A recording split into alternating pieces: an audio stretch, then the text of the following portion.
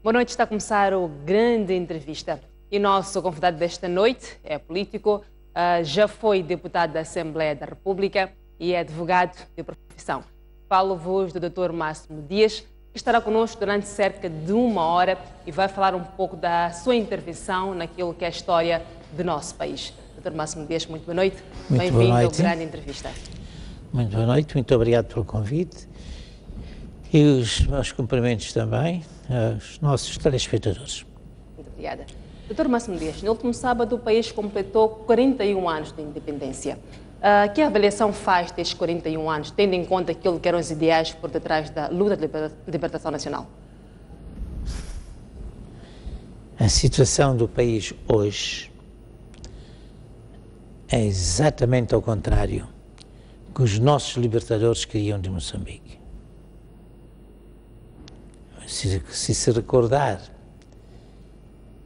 o hino nacional dizia: viva, viva Frelimo, guia do povo moçambicano, a nossa pátria será o túmulo do capitalismo e da exploração. Essa primeira estrofe do nosso hino nacional foi completamente esquecido pelos atuais ou pelos últimos dirigentes do país. Quando diz que é completamente diferente, é do lado positivo ou negativo? Se nós dizemos que a Frelimo é o guia do povo moçambicano e a nossa pátria será o túmulo do capitalismo e da exploração, o que é que nós encontramos hoje? Encontramos um capitalismo que se diz um capitalismo quase selvagem, eu até diria um capitalismo criminoso, em certa medida. O selvagem é aquele capitalismo que não obedece a regras conhecidas por todos. Negócios sujos, negócios tal, mas negócios. Hoje chegamos a um capitalismo que explora os bens nacionais, que desvia os bens nacionais. E a nossa dívida atingiu um grau de expressão que é considerada insuportável. Embora eu não concorde muito que 11 mil milhões sejam insuportáveis para a riqueza de Moçambique, se nós todos quisermos mudar a nossa mentalidade de vivência e de profissionalismo. O Máximo Dias já é político desde a primeira hora. Consta que já foi simpatizante da Frelimo e consta também que já esteve ligado à Renamo. Pode falar-nos um pouco dessa época, os motivos pelo qual saiu da Frelimo ou pelo menos deixou de ser simpatizante? Eu não fui simpatizante da Frelimo. Sim. Fui Frelimo. Por quê? Porque ninguém consciente do seu nacionalismo não se considerou parte integrante da Frelimo. Uma coisa é simpatizar com algum movimento, porque acha que as suas ideias são as boas. Outra coisa é identificar-se com as ideias desse partido. Eu, antes da constituição da Frelimo, ainda com 16 anos, já eu era preso pela PIDE, na Beira, por causa das minhas ideias, de que deveria haver uma certa autonomia, e em autonomia atingiríamos a independência. E a Frelimo organizada, durante 10 anos, deu-nos a dignidade de sermos cidadãos moçambicanos. Nunca esquecer-me-ei deste facto, dessa dívida à Frelimo. Como muito bem disse, não era simpatizante, mas sim era Frelimo. O que é que fez deixar de ser? A Frelimo, depois de alcançar os acordos da independência em Lusaka com o governo colonial, passou a impor-nos uma ditadura. Essa ditadura era contrária à liberdade. A libertação de um povo é a liberdade. A Frelimo sempre teve como objetivo libertar a terra e a libertar as gentes. Só que essa liberdade das gentes foi coartada, foi reprimida. A senhora não sairia de Maputo a Marraquene sem guia de marcha. Se recebesse um primo que veio de Cabo Delgado, tinha que declarar que recebeu um hóspede de Cabo Delgado, qual é o seu parentesco. Estas demonstrações de domínio da administração em relação ao cidadão é que me fizeram antipatizar com a nova Frelimo. Mas a Frelimo, como movimento político, tem mudanças. Portanto, quando eu dizia que a nossa pátria será o túmulo do capitalismo e da exploração, mudou, deixou de ser o túmulo do capitalismo para ser capitalista. Iniciativa privada, mas o nosso capitalismo, para certas e determinadas entidades, passou para uma fase criminosa. Portanto, apoiou a Frelimo até 76. De 76 até 77. 77. E Eu juntou-se a abandonei Renamo. Moçambique em 77, em junho de 77. Depois junta-se a Renamo. Qual foi o seu papel nessa altura? Na Renamo simpatizava com a Renamo. Fui procurado para ser um dos fundadores da Renamo por André Massangaíça. E para quê? Para lutar contra a ditadura da Frelimo. Essa ditadura oficialmente desapareceu após a morte do nosso glorioso presidente Samora Machel, após o assassinato do presidente Samora Machel.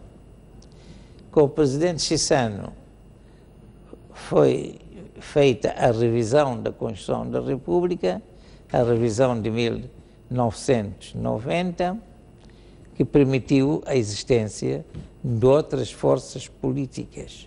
Deixou de ser um partido único para permitir a pluralidade de partidos. Só para esclarecer, foi um dos fundadores da Renamo? Não fui bem fundador, fui convidado a fazer parte dos fundadores da Renamo por André Massangaíça, na cidade da Beira.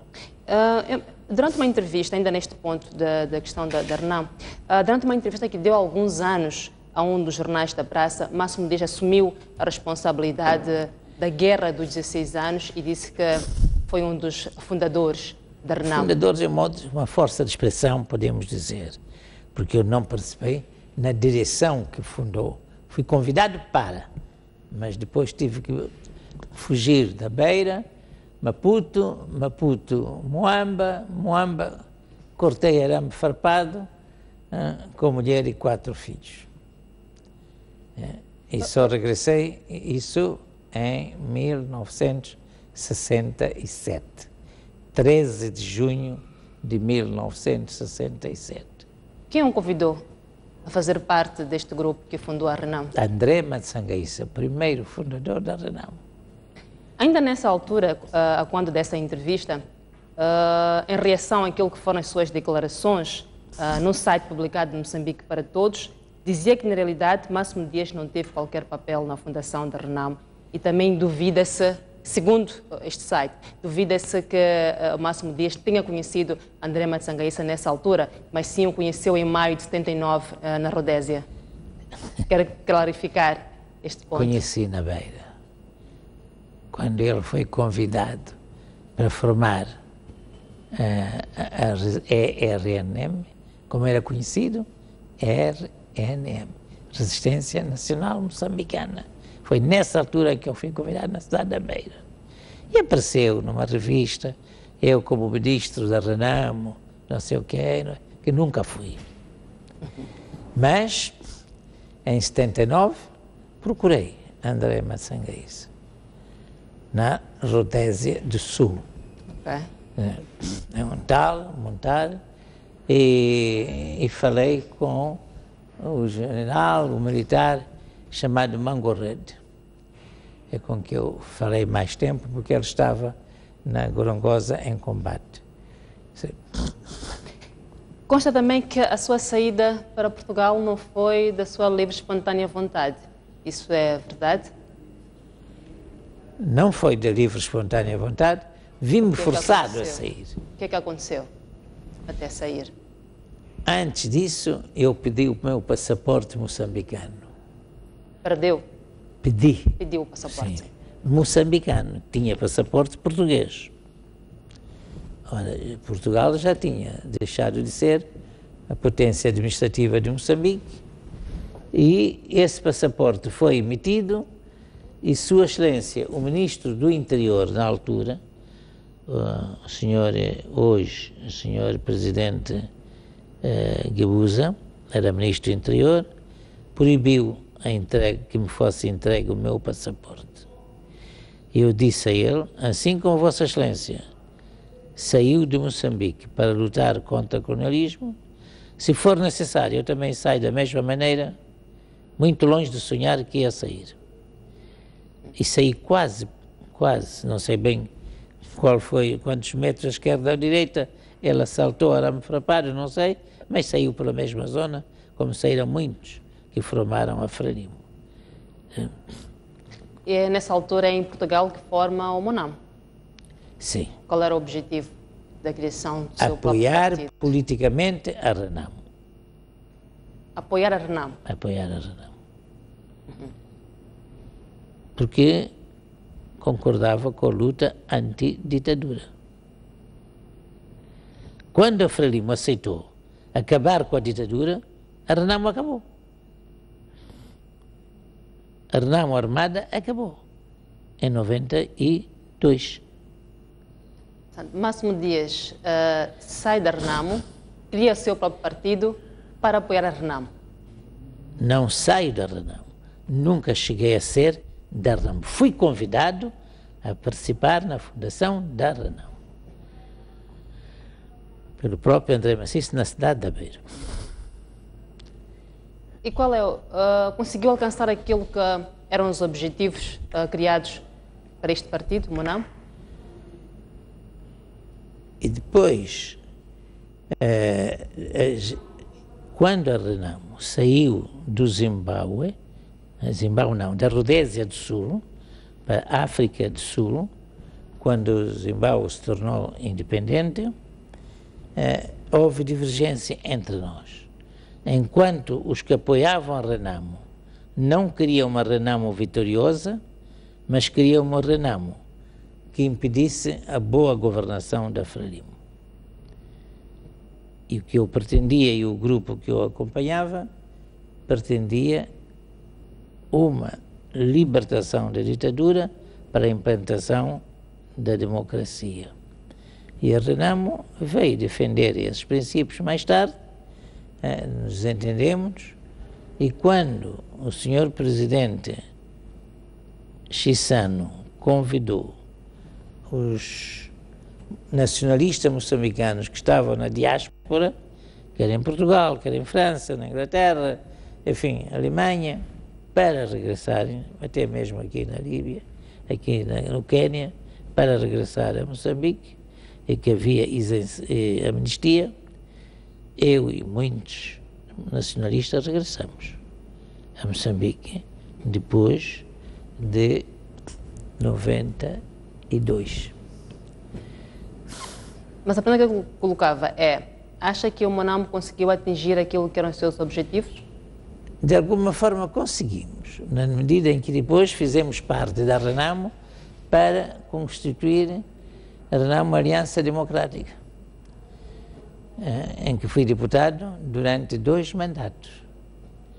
E durante esses 2 mandatos tentei ser útil ao meu país. E depois houve desinteligências novamente com a Renamo. Não quis continuar.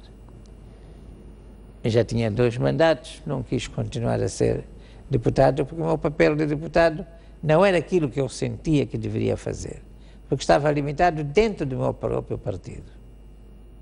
De que limites é que está a falar? Pode explicar melhor essa questão da desinteligência? A desinteligência porque as orientações partiam da sede da Renamo, as orientações partiam do líder da Renamo e os deputados não eram livremente permitidos fazer um discurso daquilo que pensavam que deveriam fazer.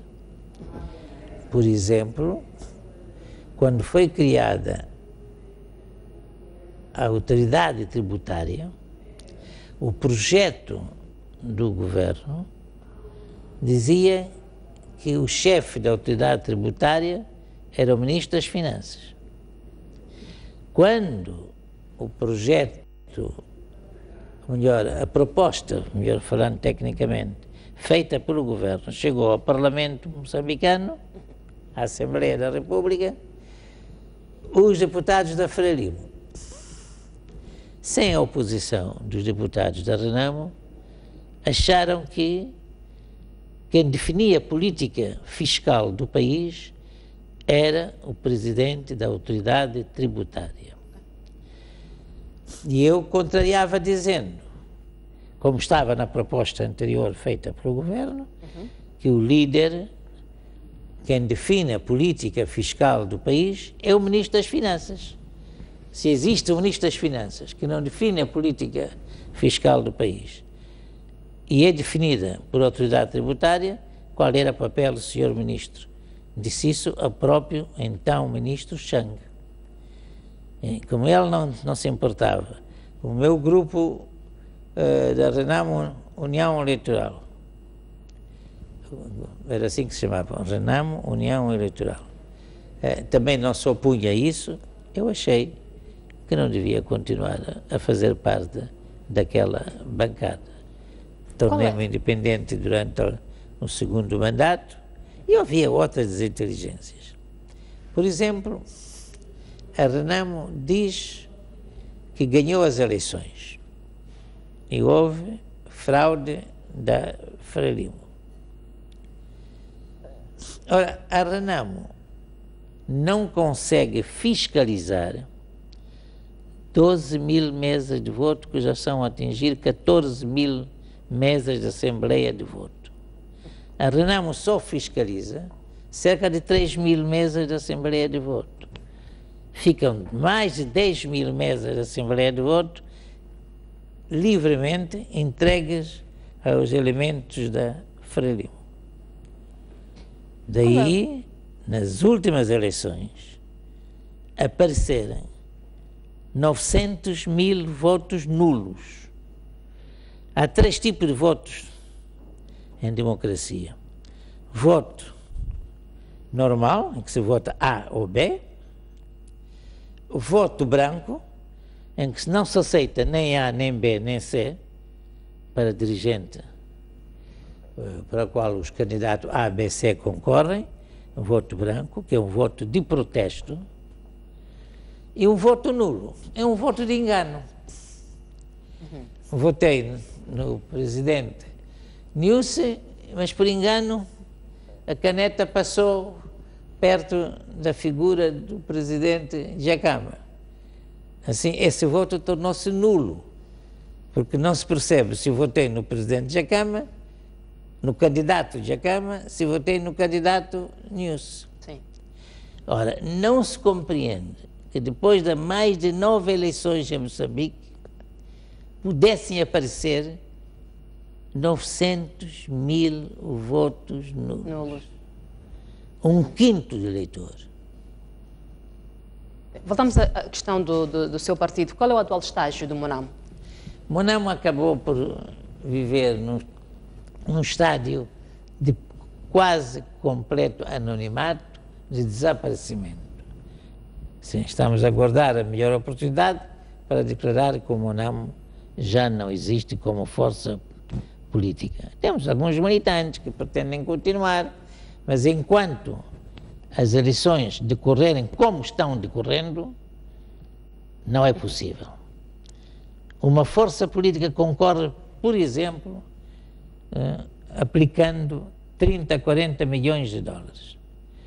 Outras forças políticas concorrem aplicando 50 mil dólares, 100 mil dólares.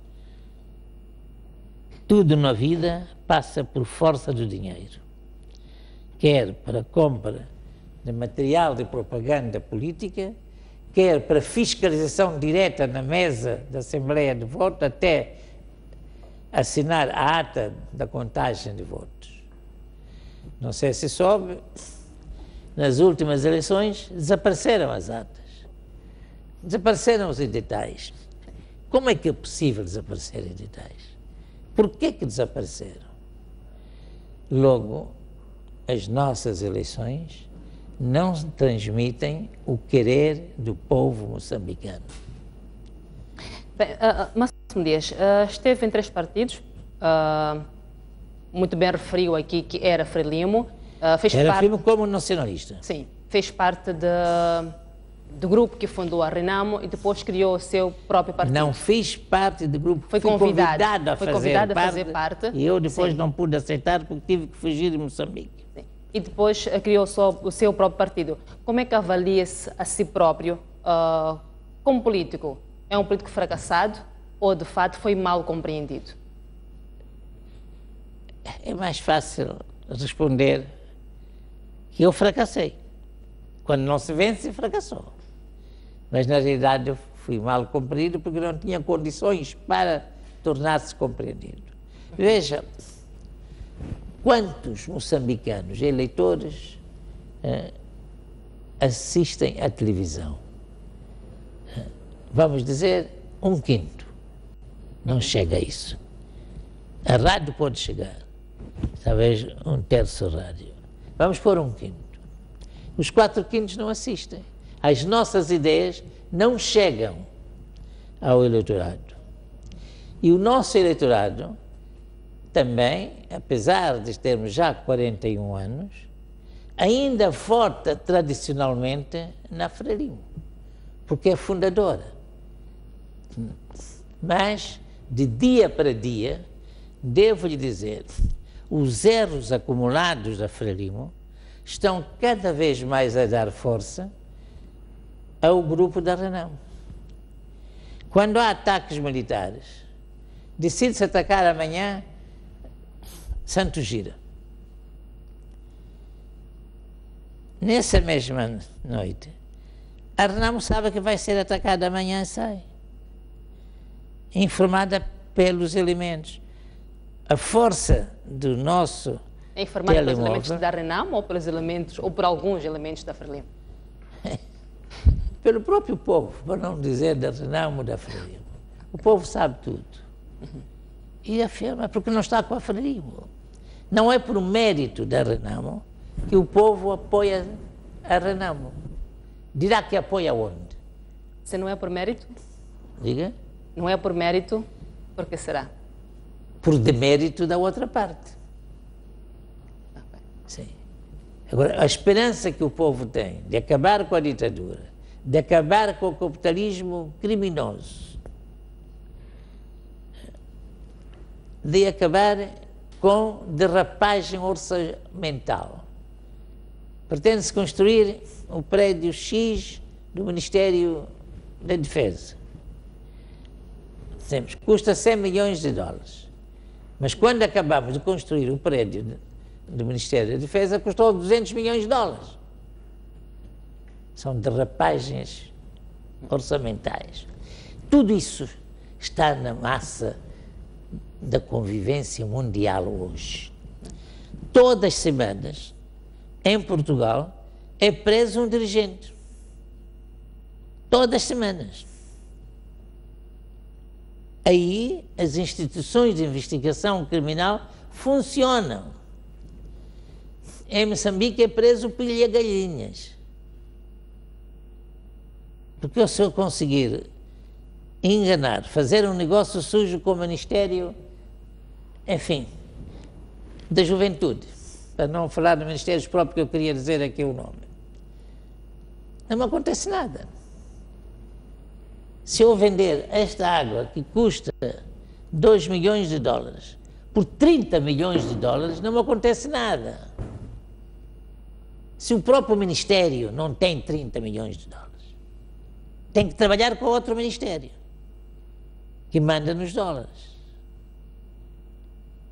E quem sabe, se esse que aparentemente manda nos dólares não tem ninguém acima.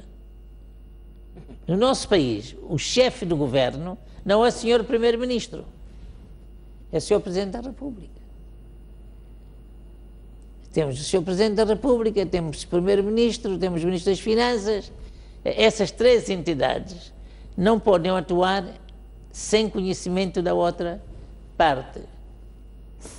O ministro confessou, quando deixou de ser ministro no princípio desse ano, este foi o meu único erro.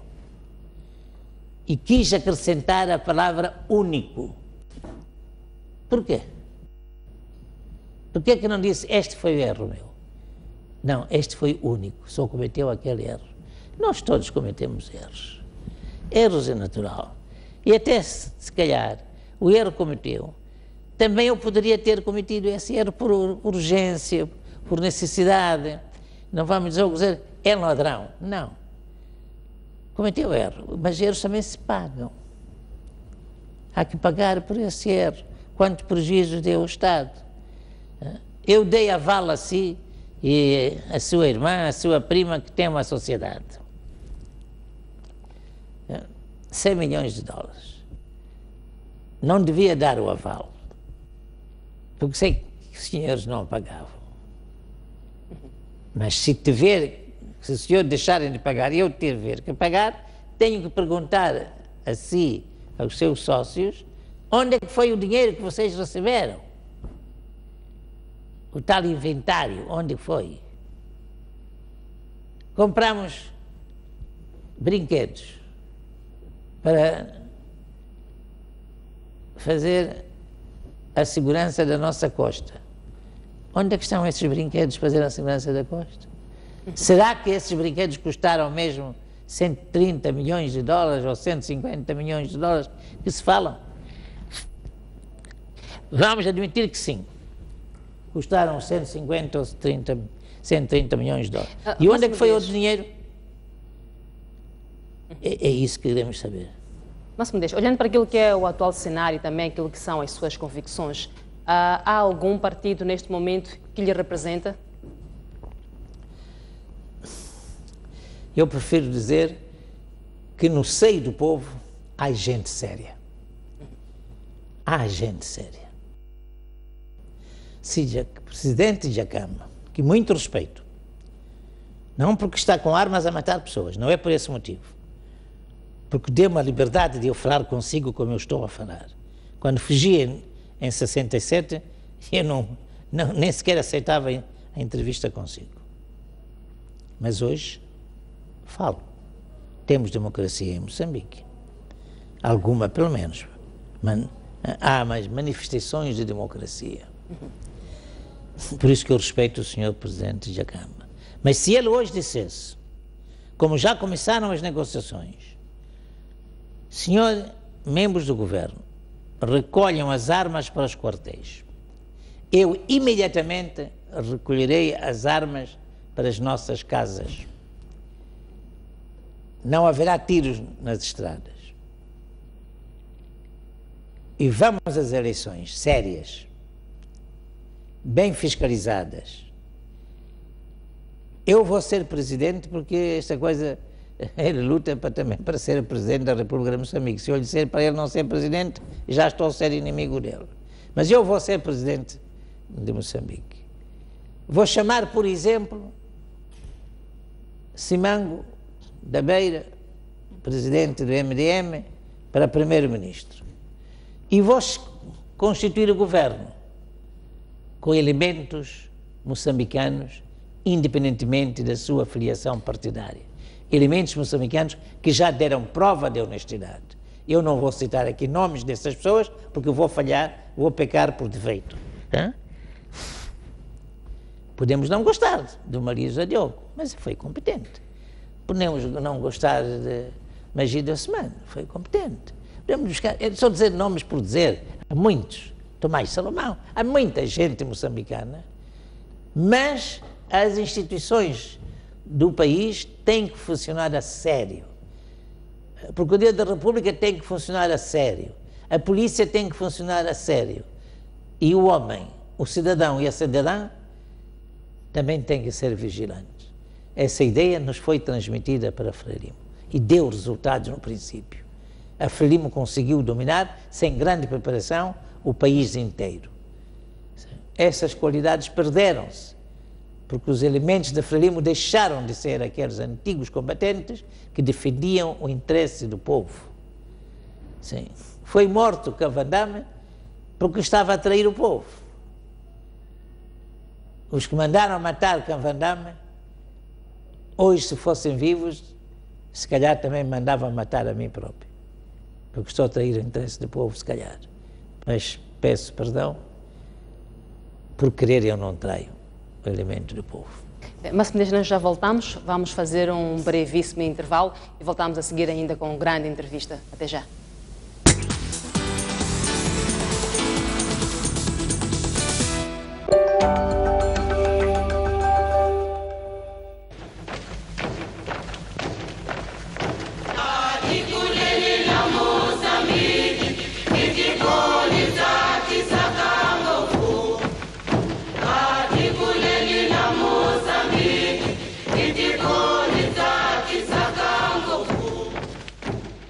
A 10 de junho de 1970, o exército português lançou uma contraofensiva de grande dimensão, a Operação Nó Górdio, para tentar eliminar as rotas de infiltração dos combatentes na fronteira com a Tanzânia e destruir as suas bases em Moçambique.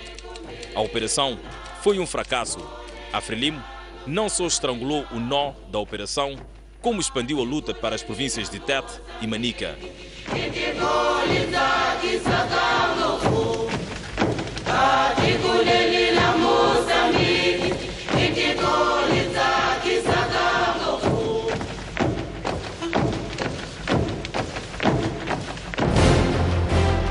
Um país sem história é um país sem futuro. Um país sem cultura é um país sem identidade.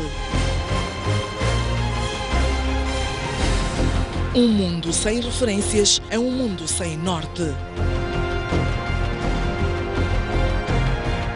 Um país sem ídolos é um país sem referências.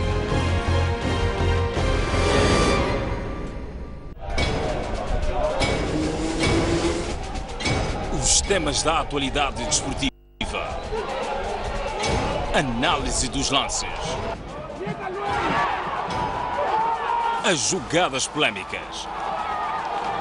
As glórias. A resignação. Eu prefiro que uma equipa lute pelas possibilidades do que uma equipa que entre passiva e que esteja à despesa do adversário. Tenho a certeza absoluta que o Moçambique tem talento e pode se organizar e ter bases suficientes para competir de igual para igual. As pessoas têm de se perceber. É verdade que é difícil nós educarmos o público, mas o público também tem de saber pôr-se no seu lugar.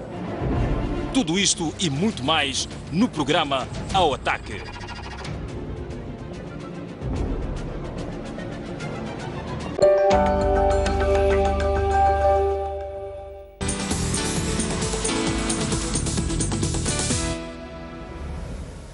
Estamos de volta ao grande entrevista. O nosso convidado é Máximo Dias.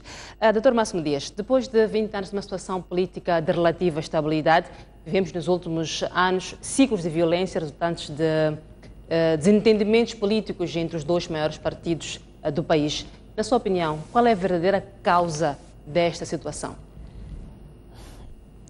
Causa primária, nenhum partido político deve ter elementos armados.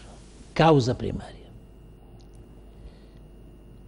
Mas o original, se quiser, pecado original. Mas a causa imediata é eu ter provocado a guerra. Como provoquei a guerra? Mandar militares para ir destruir a residência do Jacama em Santo Gira. Por quê? Durante 20 anos a Renamo não tocou ninguém. Os ataques de 2013 nasceram com o ataque a Santo Gira. Fizemos as pazes em 2014 para as eleições de 2015. Essa paz também não é uma paz verdadeira. Deviam ser recolhidas todas as armas, deviam ser integrados todos os elementos militares da Renamo, o espírito que houve do Acordo de Lusaka, Acordos Gerais de Paz, que não foi cumprido, por culpa das duas partes. Nem a Frelimo estava interessada em integrá-las nas Forças Armadas, na polícia, nos três tipos de polícia, nem a Renamo estava interessada em entregar todos os seus elementos. Não há razão hoje da guerra, não gostamos de chamar de guerra civil, mas é uma verdadeira guerra civil. São moçambicanos que estão a matar moçambicanos. Não venha dizer que só são homens da Renamo. Onde a guerra, a bala não escolhe se atinge a si ou atinge a mim. Os dois estão a matar. Os dois devem deixar de matar a partir de hoje. Se há uma proposta de negociações, sim, que eu acreditei, disse numa entrevista a um órgão de comunicação social, a paz será alcançada até o mês de julho. Mês de julho faltam uns dias para chegarmos ao mês de julho. E parece que houve alguma coisa no meio que não está a fazer avançar a paz. A Frelimo ataca as zonas da Renamo, a Renamo ataca também essas mesmas zonas e atinge até inocentes, privados que circulam nos seus automóveis. Não sabemos se aquela gente que ataca esses homens são mesmo da Renamo, ou são bandidos que não são da Frelimo, nem são da Renamo. Diga que estou-lhe a dizer que não são da Frelimo. Nem a Frelimo pode ter gente armada, nem a Renamo pode ter cidadãos armados. Devia dizer soldados moçambicanos, forças armadas moçambicanas, sim, e que obedecem ao espírito de defesa da pátria, não de defesa de qualquer partido. Há 2 anos, numa entrevista a um jornal da praça, defendia que o fim da tensão política passava por um encontro entre Armando Guebuza, na altura, e Afonso Dhlakama. O encontro aconteceu. Do seu ponto de vista, o que é que terá falhado? Aquele encontro foi feito apenas como um negócio pontual, para ver eleições de 2015. Não havia interesse nessa altura? Acabar a paz, totalmente. Se fosse para acabar a paz, acabava-se. Integrava-se os homens da Renamo. Sim. E o Sr. Presidente Dhlakama tem que aceitar a sua posição de líder da oposição, com direito a uma habitação, com direito a transporte, motorista, secretária, telefone, que toda parte do mundo dá, e o nosso país consagra isso. E que se organize para ganhar as eleições. A Frelimo tem perdido as eleições, mas aparece sempre como vitorioso. Por quê? Porque, como eu disse, das mesas da Assembleia de Voto, a fiscalização não atinge mais que 3.000 mesas da Assembleia de Voto, quando elas ultrapassam 13.000. Esta preparação de que fala para que a Renamo seja vencedor, está a falar exatamente de quê? Das eleições. Porque a Frelimo está a perder as eleições. Quem não era da Frelimo? Só aquele que não queria a independência de Moçambique. 99% da população moçambicana era da Frelimo. Mas quando começam a distinguir na Frelimo que há moçambicanos genuínos, você não é verdadeiramente moçambicana, eu também não sou verdadeiramente moçambicano. Quem é verdadeiramente moçambicano? Aquele que soube roubar bem é que é verdadeiramente moçambicano? Aquele que desvia fundos é que é verdadeiramente moçambicano? Todos somos moçambicanos se amamos esta pátria como Mondlane nos ensinou para nos unir na luta contra o capitalismo, como Samora Machel nos uniu também. Sabe qual é o elemento principal da ligação, da coesão moçambicana? É a terra e a língua.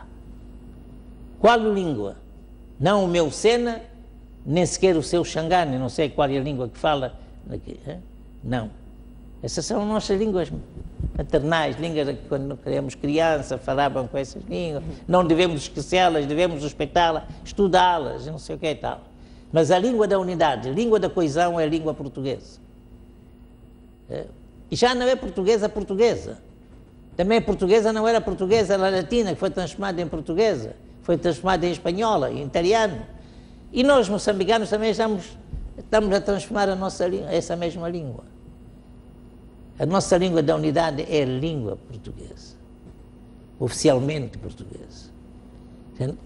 É isso, não é a sua cor, não é a sua ambição política que liga a Moçambique, é a sua unidade com o país. Saber que eu sou ministro da Agricultura para incrementar a produção do milho, para incrementar a produção do algodão, incrementar a produção do arroz, para defender as nossas florestas. Mas, infelizmente, isso não tem acontecido. Quando houve uma fiscalização ao Ministério da Agricultura, o que é que sucedeu? Pode-me responder? Desculpa, eu passar a entrevistador agora? Não pode passar Não pode passar. Ardeu o edifício. Destruiu-se o edifício. Lindo edifício. Na Praça dos Heróis. Isto não pode acontecer. Soube de alguém que foi preso? Nada. A MCL, que é uma empresa pública de grande valor económico, está na falência. Digo-lhe mais, não quero assustar a ninguém. O nosso sistema financeiro não está bom, está doente. Pode cair. Esperemos que isso não aconteça. Esperemos que o Banco de Moçambique faça uma verdadeira fiscalização, defenda o nosso sistema financeiro moçambicano. Os bancos dão crédito a pessoas que não pagam, a pessoas que não têm a capacidade de endividamento de 100 milhões de meticais. Mas como eu dou uma percentagem ao senhor diretor, ao senhor gerente, o senhor gerente dá-me crédito que eu sabe muito bem que eu não tenho a capacidade de endividamento. Isto é só em Moçambique? Não, em todo o mundo. A Europa está podre hoje.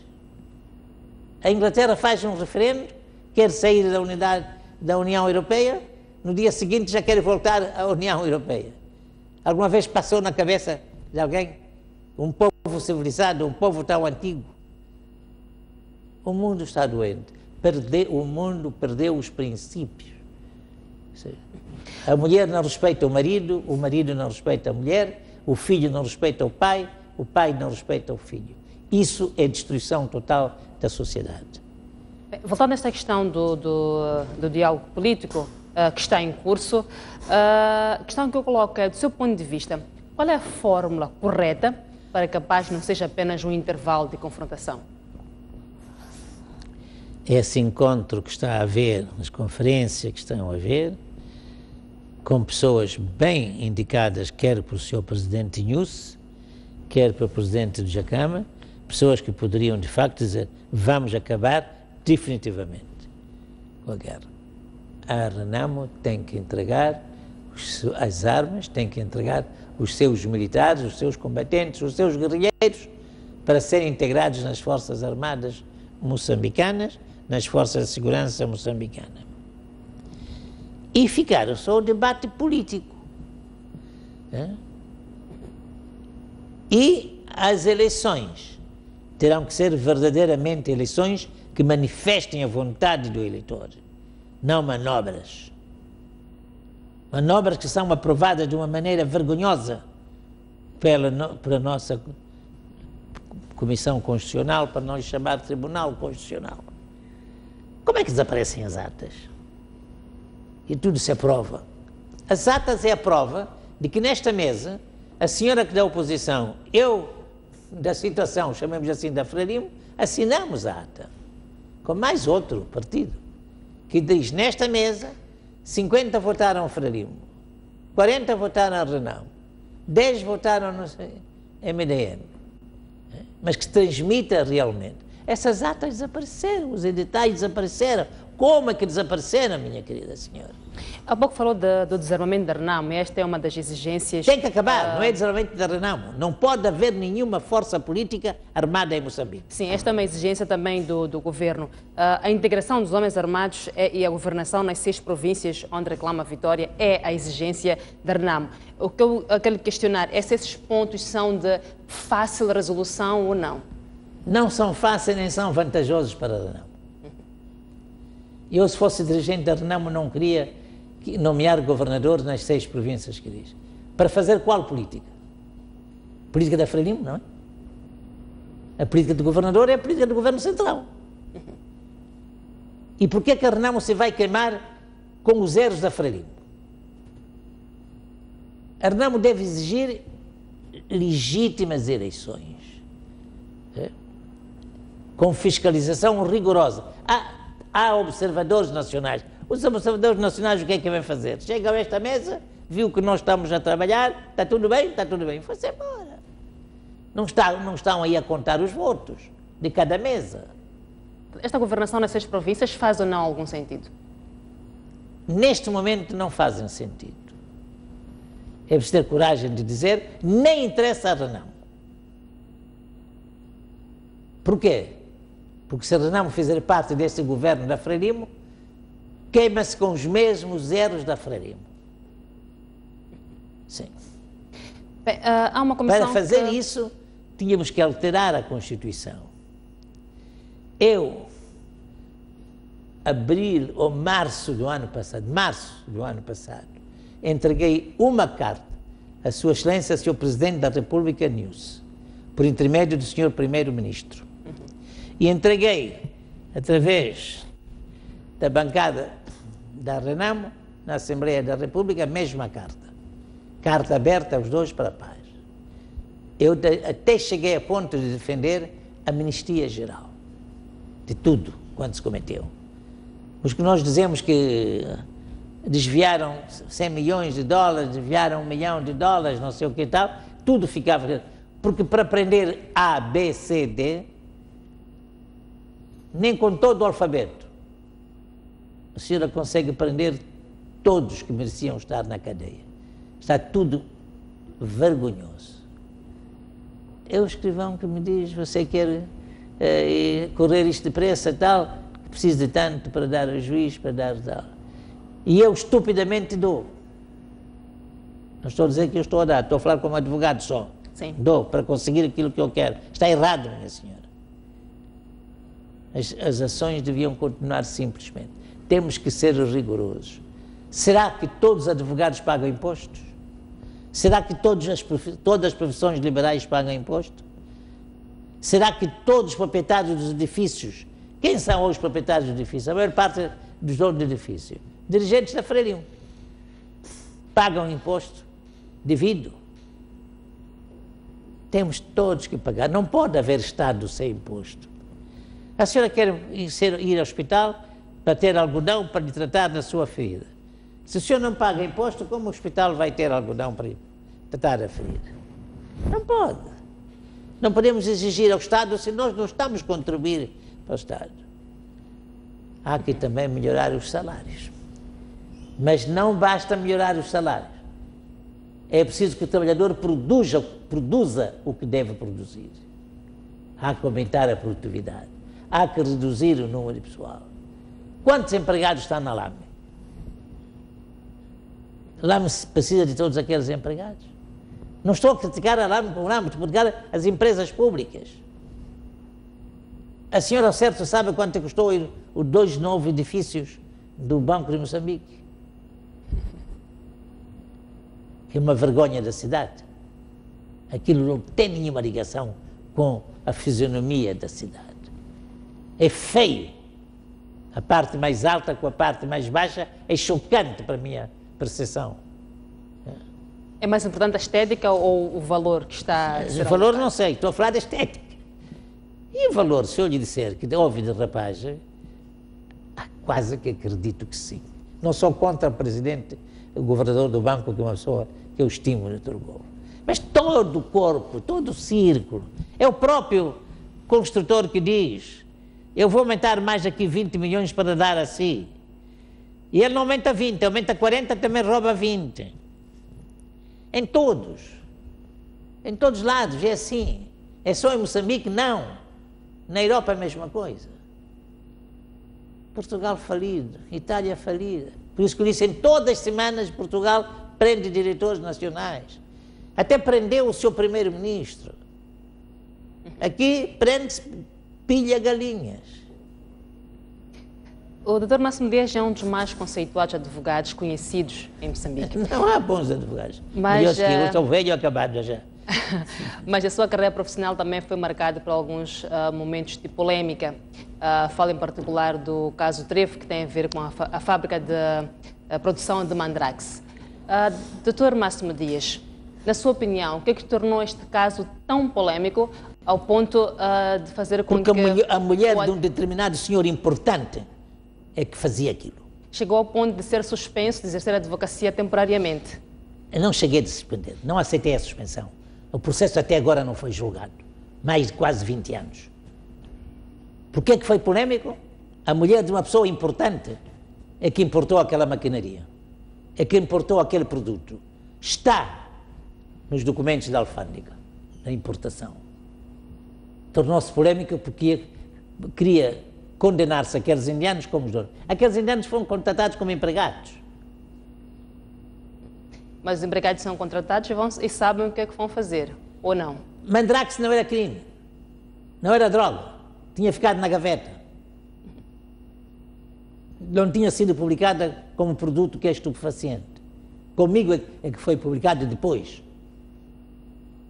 Por isso que o Procurador da República mandou-os embora. E foi castigado o Procurador da República. Eu não corrompi. Na altura, aceitou a suspensão ou não? Não. Recorri dela. E o processo está no Supremo, aguardado não sei o quê. Uma das ações que caiu sobre si foi o abuso, o uso abusivo do habeas corpus.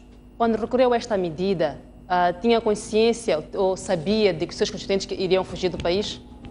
Há tanta gente que usa habeas corpus. Eu não fui notificado no requerimento... 10 constituintes. Diga? Eram 10 constituintes. 10. Tinha 10 constituintes. Sim, e pediu habeas corpus para os 10. Porque eu requeri uma coisa, e que não foi concedida, mas não fui notificado dela. Eu não sabia qual era a situação dos meus constituintes. Eu tinha todo o direito de requerer o habeas corpus, naquelas condições. E houve pessoas que requereram a mesma coisa e nunca foram suspensos. Eu fui suspenso porque havia necessidade em condenar aqueles indianos, quando na realidade a principal importadora, eu não vou revelar o nome, Sim. está provado no processo. O senhor importa este copo com Mandrax, chega aqui, endossa a meu favor. Eu sou culpado por aceitar o endosso, mas a senhora é a principal culpada por ter importado aquele produto. Mas disse há pouco que eles foram contratados como empregados. A questão que eu lhe volto a colocar é, sabia da intenção de que eles queriam fugir do país? Porque parte do princípio Se eu que sabia da intenção? Sim. Que eles queriam fugir? Sim. Não. Por mim não fugiriam. Fugiram sem o meu conhecimento.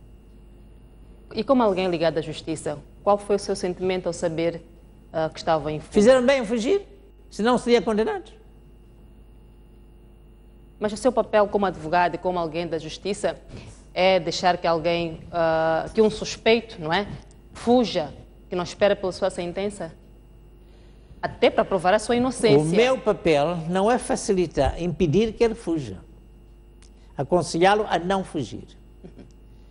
O fugir ou não fugir depende só dele. Porque quem está na cadeia é ele, não sou eu. Mas por eles terem fugido, não é assumir a culpa? Nem sempre. Pode-se deduzir isso. Quando não se confia na justiça, o réu também pode fugir. O réu pode fugir. Eu já estou a dizer, quem importou não foram aqueles homens. Houve uma empresa que importou, presidida por uma senhora.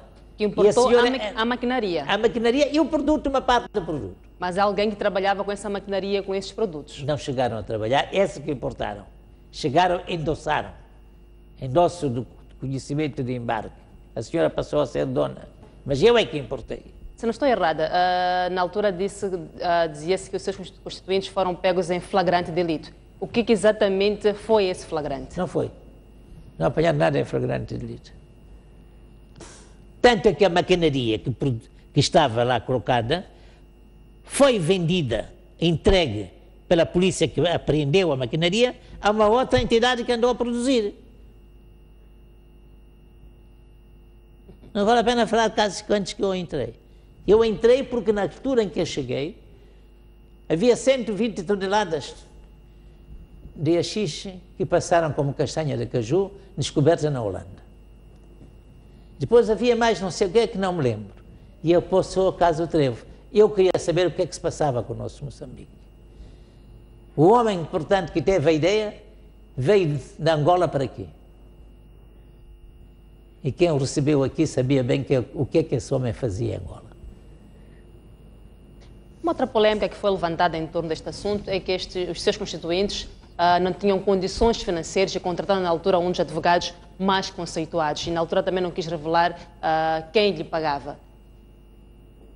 Que eu saiba, não houve outro advogado, fui eu só. Não, o que eu digo é que uma outra polêmica relacionada a este caso é que os seus constituintes não tinham dinheiro para pagar um advogado tão conceituado como o Dr. Máximo Dias. Não, eu trabalho muitas vezes, eu sou o advogado mais barato aqui de Moçambique. Só que eu trabalho 10 vezes mais que os outros colegas. Não só por dinheiro. Mas pagaram aquilo que eu pedi.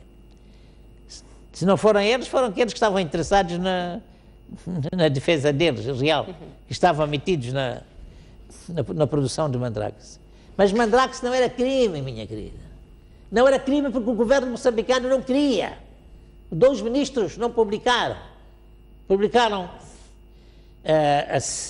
como diz, suplemento 7, publicaram 9, não publicaram 8. A numeração pode estar errada, como estou a dizer. Mas aquela que devia sair, que Mandrax fazia parte de elemento de droga, não foi publicado. Só foi publicado depois disso, acaso suceder. E já tinham sido absolvidos 2 casos de outros semelhantes. Por não ser crime, quando pegou o caso, pretendia inocentar os seus constituintes ou queria conseguir uma pena mais branda?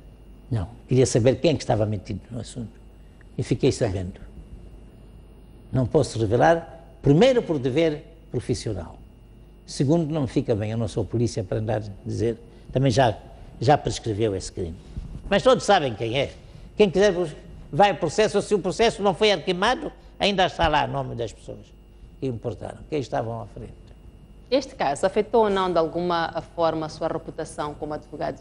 Afetou. Mas não negativamente, de forma negativa ou de forma positiva? Negativamente. Porque as pessoas que não sabem tudo pensam que eu estou aqui a defender. Há dias fui contratado para receber $100.000. Recusei. Foi outro colega meu que disse, podemos trabalhar em conjunto, o seu nome não aparece. Posso receber $100.000? Disse, não. Nem $1 dessa pessoa. Tenho recusado muitas coisas. Muitas coisas.